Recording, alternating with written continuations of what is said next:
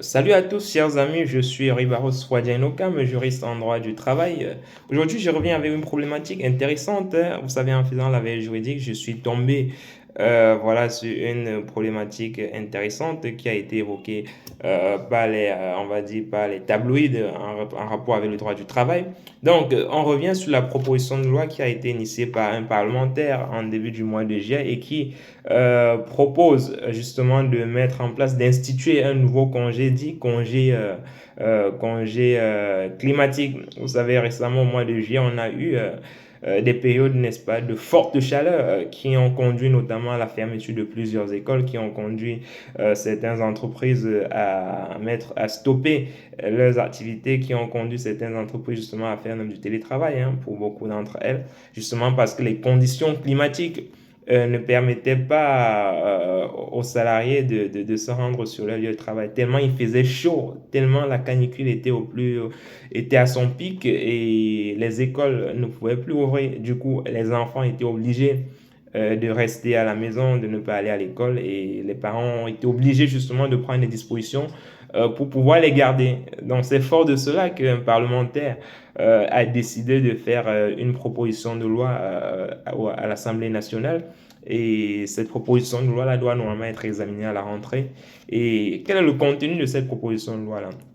Alors, cette proposition de loi déjà propose la mise en place, la création d'un nouveau congé, un congé dit congé climatique, qui doit justement venir permettre aux parents de pouvoir, justement, lorsque les conditions climatiques ne leur permettent pas ou ne permettent pas aux enfants de se rendre à l'école, qui doit pouvoir permettre aux parents, justement, de rester chez eux pour s'occuper de leurs enfants. Voilà.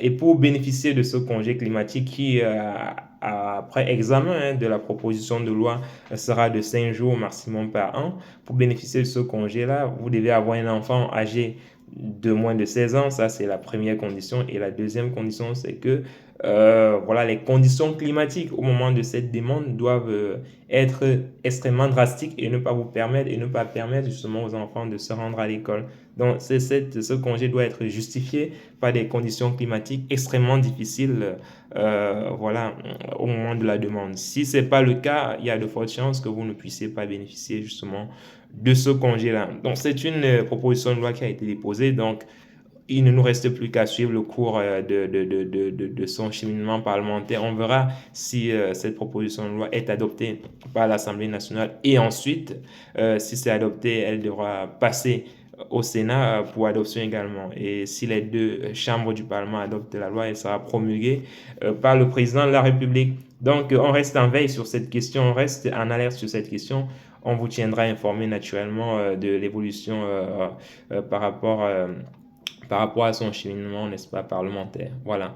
J'espère que, je ne sais pas si vous avez eu connaissance d'un tel sujet. En tout cas, dites-moi ce que vous en pensez en commentaire. Est-ce que c'est une bonne chose? Est-ce que c'est une mauvaise chose?